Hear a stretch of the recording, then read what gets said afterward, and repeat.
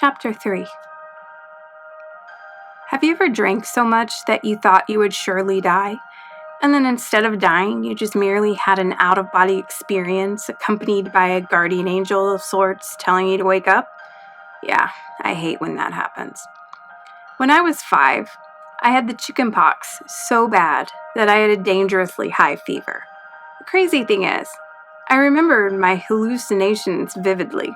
I woke up after my fever broke to explain to my mother in great detail that her mother, my grandmother, had visited me. Now, my grandmother had died a month before I was born. I sat and talked with my grandmother in a tea party setting built for the likes of Alice from Alice in Wonderland.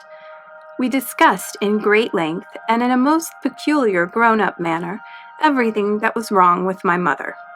Grandmother told me grand stories of my mother as a teenager, sneaking out of the house to attend a high school party that she was forbidden to go to, where she had her first taste of alcohol, meeting my father while she was in college, who promised her the world, but only gave her 2 children born a year and a half apart and a mortgage to pay before leaving forever.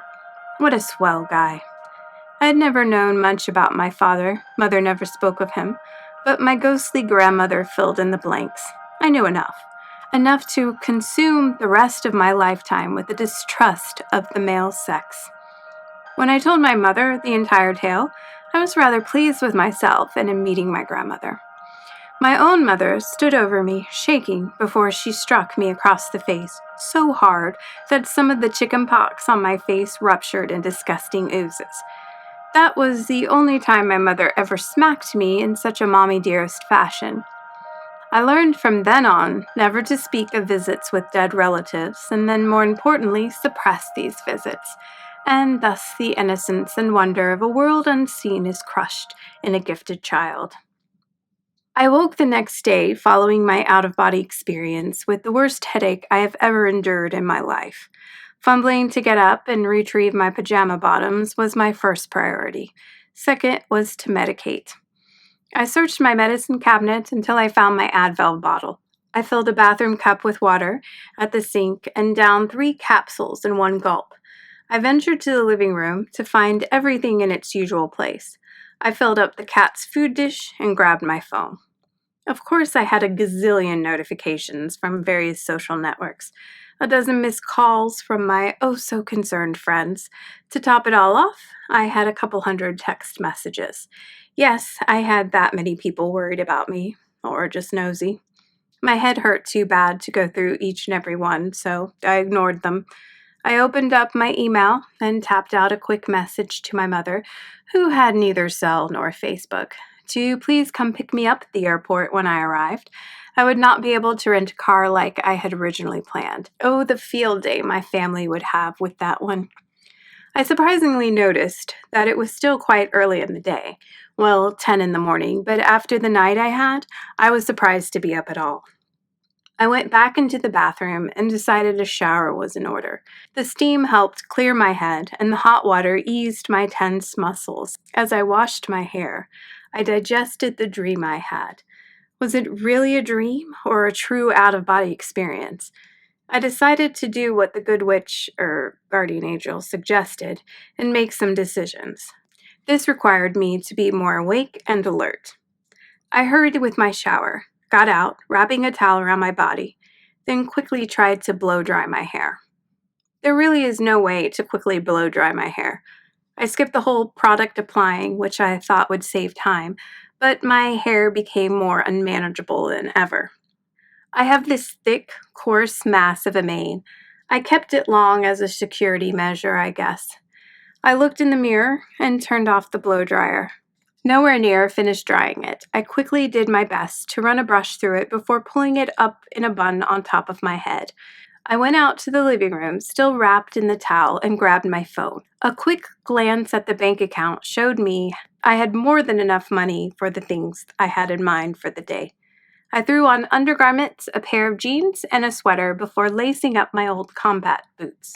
Fitting when I had a mission to figure out. Then I grabbed my coat and purse before racing out the door. My first stop was to the coffee shop directly below me. It was convenient, cheap, and their coffee was super strong. Perfect for nursing a slow, diminishing hangover. I ordered it extra tall and extra black. I was vaguely aware that I had left my apartment without makeup, but who cares? It's not like I wanted anyone to recognize me now. With coffee in hand, I headed over to my next stop, the tiny, run-down beauty salon across the street. I had never been to that particular salon before. It was rather trashy looking in my former eyes, but today it looked exotic and exciting, very fresh and new. It wasn't busy at all. I had always walked past this place in my previous walks down this side of the street with my nose up in the air. The giant walk-ins welcome sign was hard to miss. It always stuck out to me in the past. I guess now I knew why. For this exact moment, my first sign, literally. A young girl who was sitting in one of the salon chairs reading a magazine looked up as I walked in. She stood up and smiled, throwing the magazine in a heap on a nearby table. "Hello there. How can I help you?" She had the sweetest demeanor, like a little bird chirping happily away. "I would like a haircut, please," I said softly. My newfound demeanor was timid. "Right this way, please." She gestured at the chair she had just been sitting in. I sat down and immediately became nervous. I was getting ready to give up my identity. My long, gorgeous locks were envied by everyone in and out of my circle. Men loved to run their fingers through it, if they were lucky enough to be granted access. I took such good care of my hair, it was like my baby. And now I was killing it, abandoning it. It would cease to grow on after being detached from my head. I was a murderer. The girl placed the protective smock around me and secured it around my neck as I was on the verge of a panic attack. "Okay, what would you like done today?" she asked as she turned the swiveled chair around for me to face the mirror and started undoing my hair clip that I had secured my bun with. Then, a voice from out of nowhere crept up from the depths of my soul and out of my mouth. It was a quiet voice, but to me, it sounded like a roar. A little above my shoulders, I gestured with my hand as my hair escaped the entrapment of the hair clip and bounced as it fell forward and touched my arms, chest, and belly, barely reaching my thighs as I sat swallowed up by the salon chair. She stared at me wide-eyed and an audible gasp escaped her lips. "That's a lot of hair you want gone. Do you just want an easy, more manageable style?" "Yes, exactly," I replied quickly, not really knowing the exact reason I was getting my hair chopped off so drastically. It took her a good while to brush the tangles out of my hair. It really was a few short inches of touching my butt. It was that long. I closed my eyes as she went to work. She went on chatting with me, small talk mainly. Easy questions that did not have devastating answers. Where did I grow up? Did I go to college? What were my Christmas plans? It was like she knew exactly what questions to ask me to make me feel more at ease with her. She was good at reading people. "Did you want to donate your cut hair?" she asked as soon as she was finished brushing all the tangles out. "Donated?" I asked, realizing I was closing my eyes just for the brushing of my hair. This process was really messing me up. "We have a program here that takes hair donations and gives it to a company that makes wigs from it for cancer patients who have lost their hair due to chemotherapy. Your hair can make several wigs for children." She was admiring my hair as she spoke. My hair was quite lovely. That foreign voice that I had no idea of its origin popped up again with an, "Of course." She set to work drying my still damp hair completely. I had never really donated anything in my lifetime. I never even donated my time. I always viewed the things I had earned and my time as way too precious to me. I felt a sloshing in my stomach, like a newfound group of feelings stirring up deep inside me, like the original me was breaking through the shell of the high and mighty me. It would seem as if I was no longer responsible for my actions, but these actions were for a better purpose. Before I knew it, she had dried my hair and pulled it back in a loose ponytail. On the count of 3, she cut my gorgeous mane to a small, sleek mass barely touching my shoulders. She didn't even need to style it. It lay perfectly there atop my head and down my neck, as if it was relieved to not be so heavy anymore. I was still in shock and did not recognize the reflection in the mirror as I paid and gave the charming girl a nice tip with an added happy holiday wish. Who was this ever-changing creature? My first urging came to take that beloved selfie and post it to my Facebook page with the caption, "OMG, my hair is gone," to gain the attention of the people who claim to be my friends. Always in need of good ego stroking. I decided against it and instead headed to the same Chinese restaurant I'd binged upon the previous night and ordered 2 separate meals, one for lunch and one for dinner. I skipped the soda, as the thought of it made me want to vomit, and quickly rushed back to my apartment to have my lunch and figure out my next step. The original me liked to get shit done. She was of the compulsive sort. New me could still be that way as well. While eating my lunch, I decided that giving felt so good, so why not have a massive apartment getaway? I rushed through my apartment, packing necessities for me, clothing, toiletries, yes, some of my makeup and hair care products. I had very few items of sentimental nature at the apartment, so when it was all said and done, there was very little to pack. Next, I ventured on over to Craigslist and put up an ad. Massive moving getaway. Everything must go. If you haul it out, it is yours free. Also have a cute, short-hair Persian cat needing a very good home. We'll give away to whomever she warms up to. I listed the address. It was noon. I doubted that many people would show up, but sure enough, an hour later there was a knock at the door, and several people were already in the hallway waiting to come in.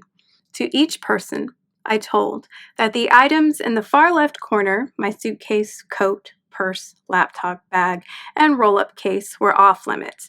Everything else was fair game. The hours ticked by as people flooded through my apartment, marveling at the fact that I was just giving away such expensive things. A cute younger couple were eyeing my king-size memory foam mattress when Princess emerged from under said bed and cozied up to the female's leg. I could not believe my eyes.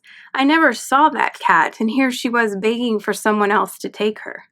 "Would you like a cat?" I asked the couple. With the craze of cats all over the internet over the past few years, I felt pressured to get a 4-legged feline friend. I had never had a cat before. I took care of her well enough. She always had fresh food and water every day. The litter box was changed regularly. I had bought expensive toys and clothing for her to wear in all my Facebook and Instagram posts, even considered getting her own accounts. She was such a beautiful cat that I shelled out a ton of money to own her from a well-known breeder. I named her Princess because I felt royal enough to have a royal cat. In the end, she hated me. She ran every time I walked by her as she was eating out of her food bowl. She hid away from me. I imagined when I went to work she would stretch out and take over the apartment. It felt amazing that day, through watching her instantly bond with another human.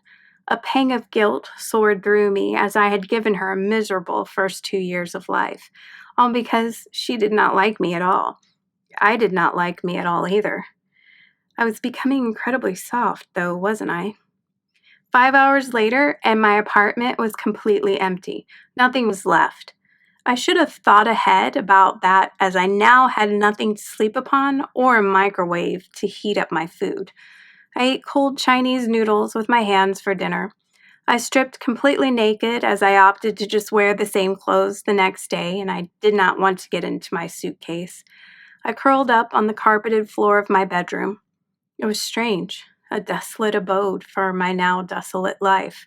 In the tiniest blink, I had become someone with nothing but literally the clothes on my back. This was a massive difference from the life I used to lead. I used to have wealth and abundance. Now I had nothing in comparison. I had decided to keep my laptop, so I played a movie on Netflix for some background noise and light, but my eyes were drooping heavily. Having so little now actually felt like this huge relief, like a burden had been lifted, like I had been set free from a life of chains. Things had consumed me. How to acquire and accumulate stuff had become my life's purpose. Where was I going with this goal? I suddenly felt naked in more ways than one as I lay there, curled up, drifting into the sleep of a much relieved woman.